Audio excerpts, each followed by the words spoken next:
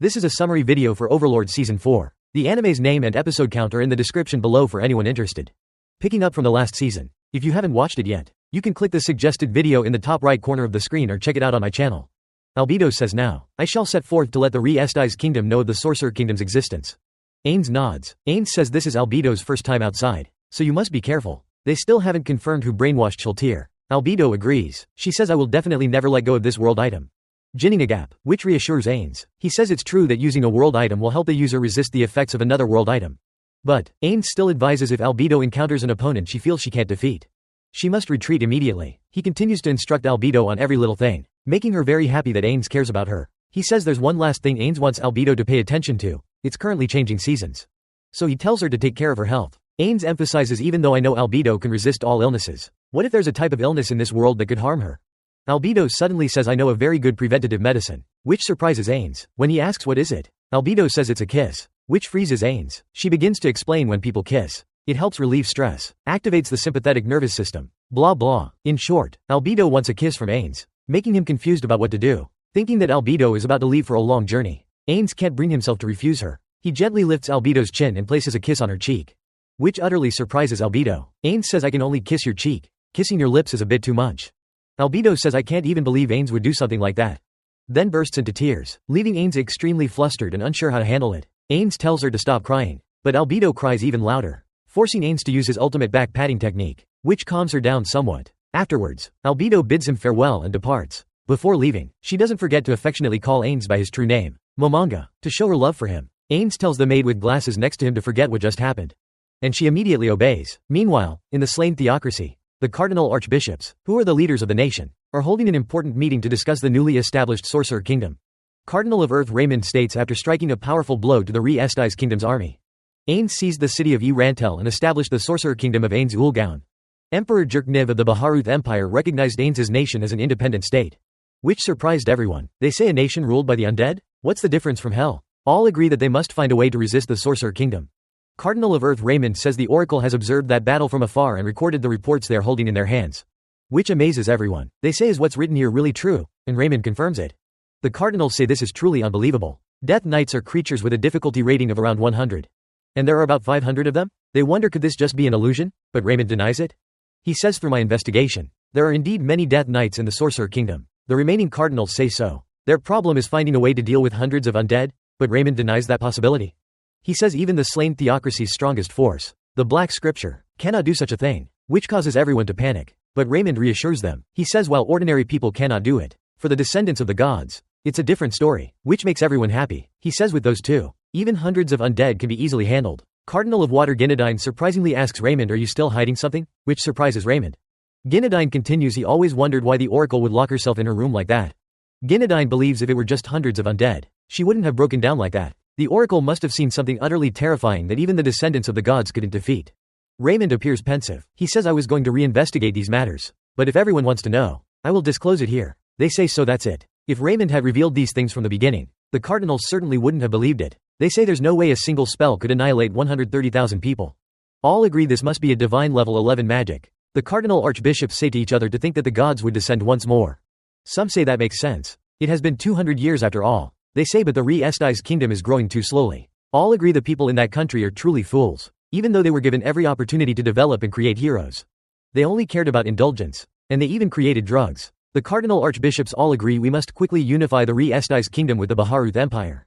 They wonder what's the reason why strong individuals keep appearing recently. From the sorcerer king Ainz Ulgaun to the vampire Hanyapanioko whom the Black Scripture encountered in the great forest of Tob, the demon emperor Juldabath, and even the dark hero Momon? The cardinals wonder could these individuals all be players and on the same side? And Raymond says that's very unlikely, as Momon himself destroyed Hanyapanioko, which everyone finds reasonable. They say back to the main point. The slain theocracy must find a way for the dark hero Momon to fight the sorcerer king Ainz Ulgaun, but without directly intervening, as the slain theocracy has suffered heavy losses after losing the sunlight scripture, the circlet of wisdom stolen by Clementine, not to mention Care also didn't survive the battle with Hanyapanioko. They say for now, we will approach the emperor of the Baharuth Empire to extract information from him. Meanwhile, in the Baharuth Empire, Jerkniv curses Ainz, may you rot and die, but when he remembers he's undead.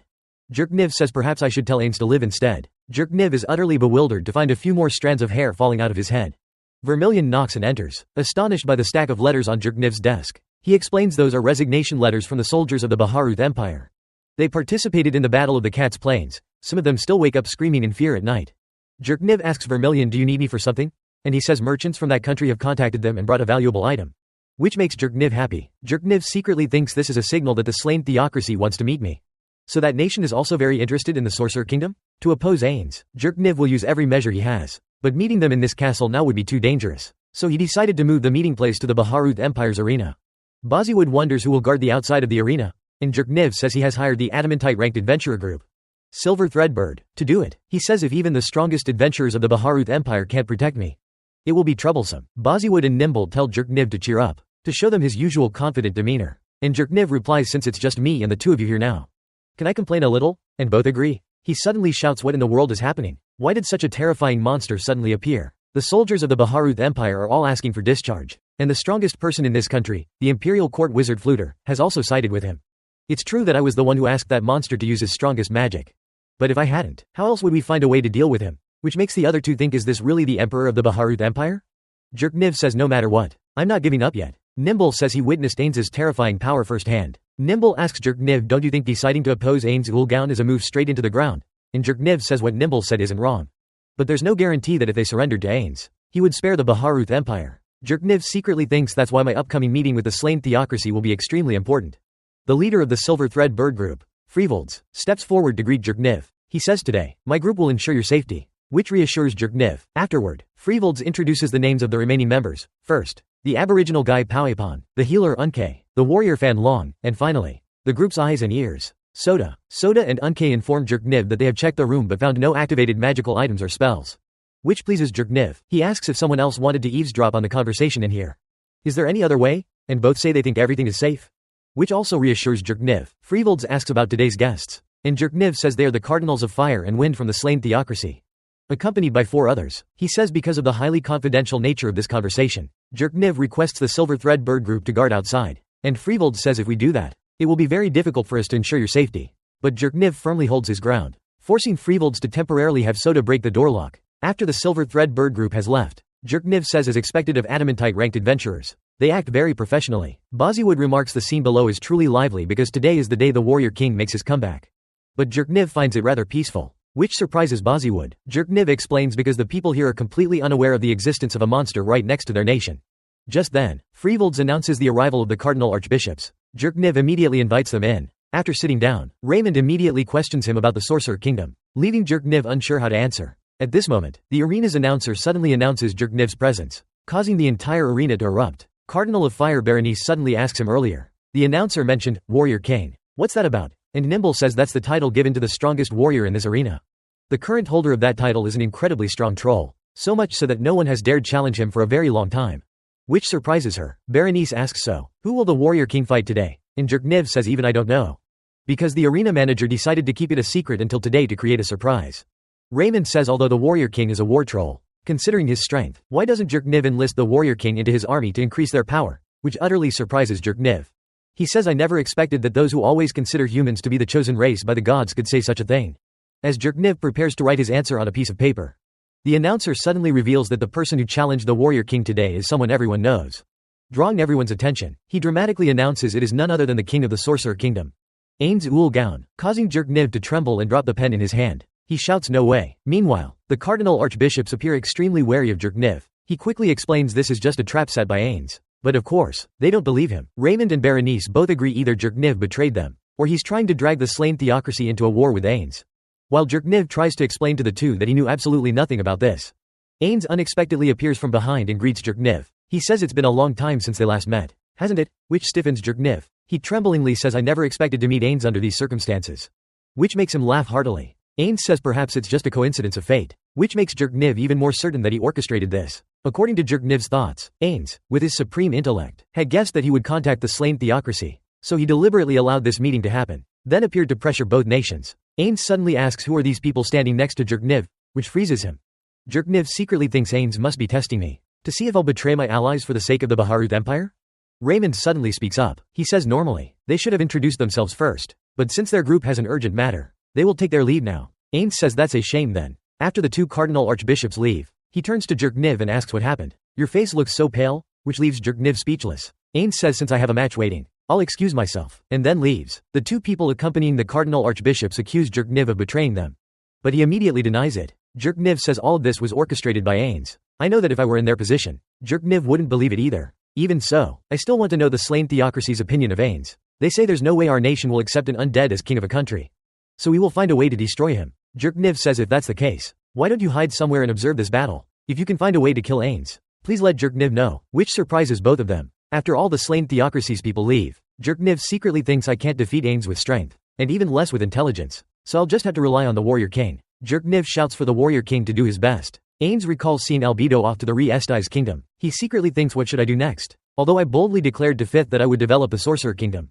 Ainz genuinely doesn't know where to start. He muses a nation that only exists in the sweetest dreams? Why does that sound like carrot and stick? Ainz says that's right. From now on, I just need to actively spread that idea to adventurers. Ainz wonders isn't this the capital of the Baharuth Empire? Arwentar? And Ainz confirms it. He confusedly asks him isn't a neighboring country's king suddenly appearing in the territory of an allied nation without passing through a border gate a national issue? And Ainz reassures Ainz.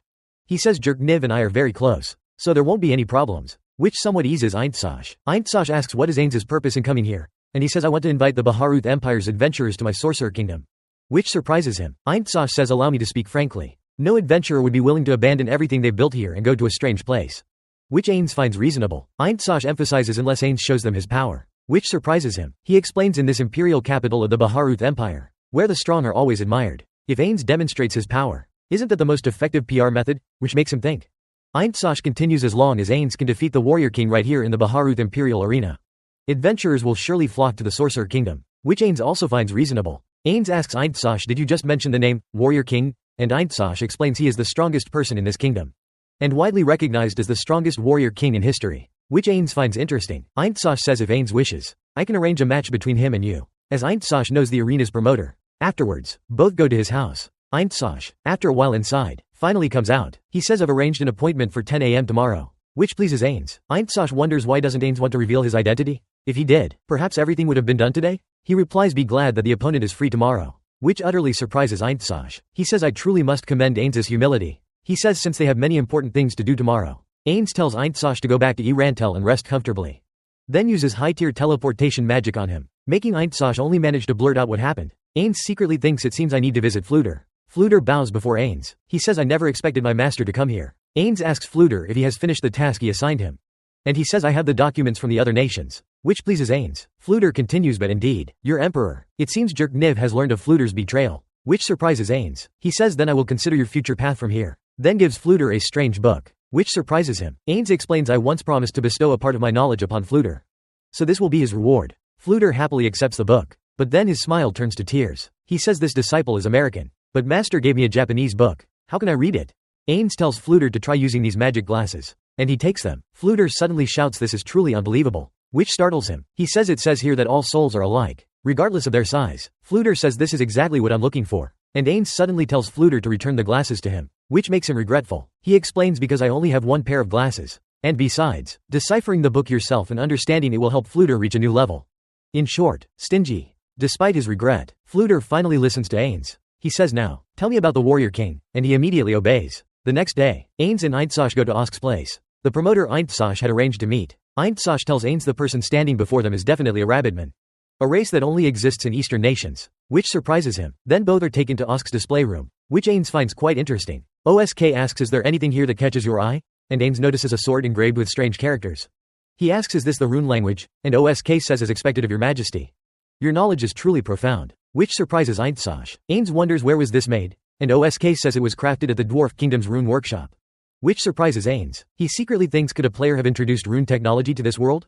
After the three sit down, Ainz immediately wonders I never said I was coming with anyone, so why did Osk know it was Ainz? He says although Ainz didn't reveal it, considering the city you live in, plus the way you speak, like a subordinate referring to a superior, Osk can be sure it could only be Ainz. Ainz says then I won't beat around the bush either. I'm here to ask Osk to allow me to fight the warrior king, which utterly surprises him. Osk says but what if Ainz unfortunately gets into trouble? And Ainz says I will leave my handwriting to ensure that he is blameless in this matter.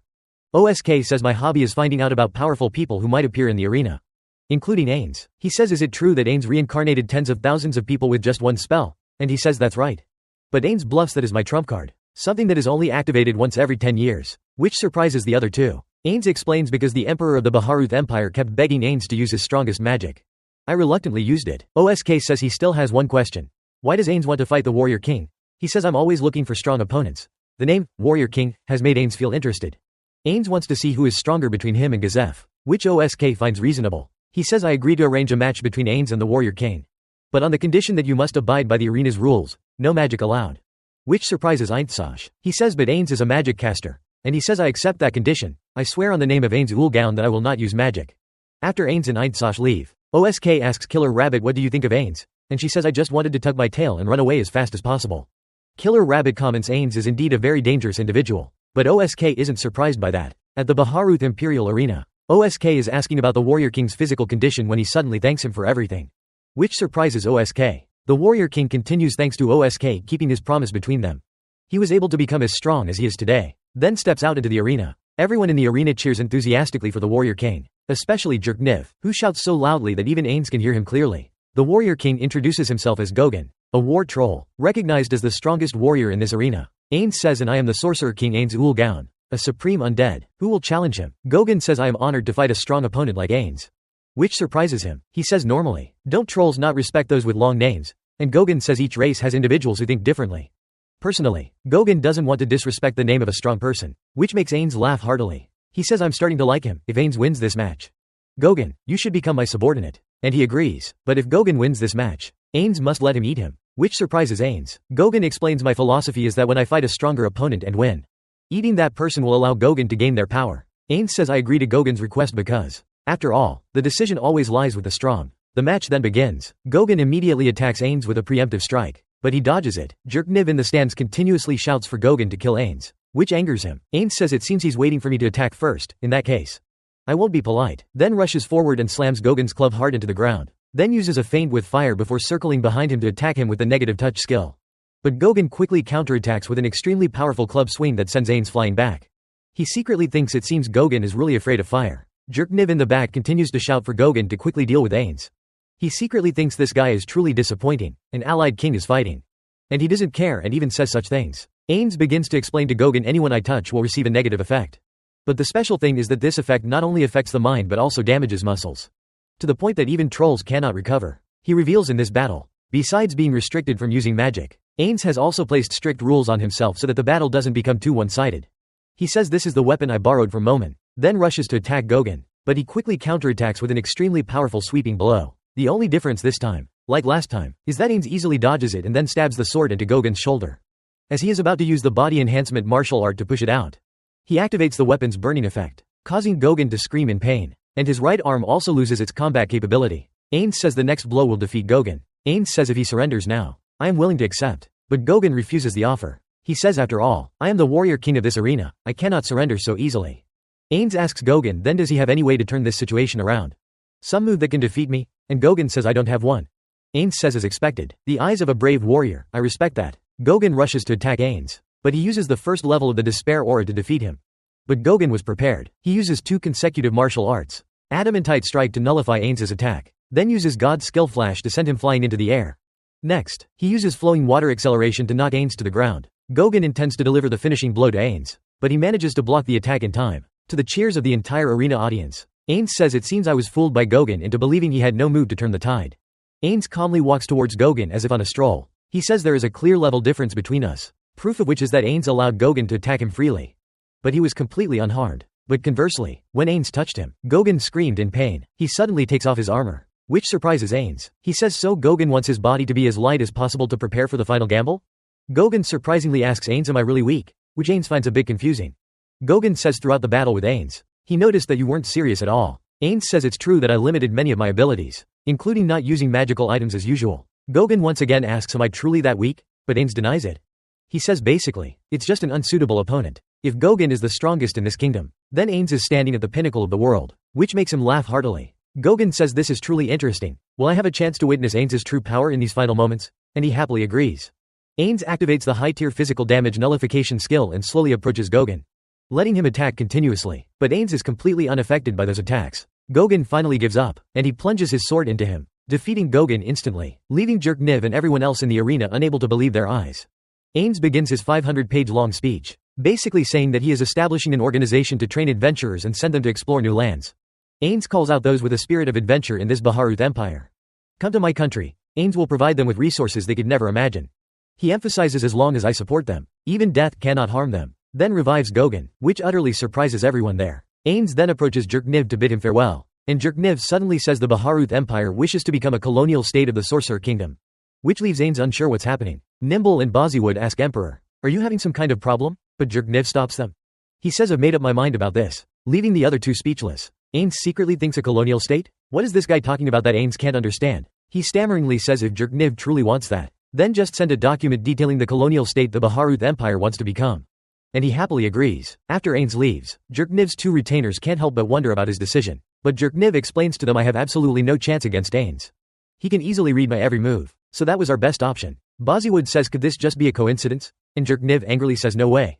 He says if it were a coincidence, then why didn't Ainz accept the Baharuth Empire's request to become a colonial state?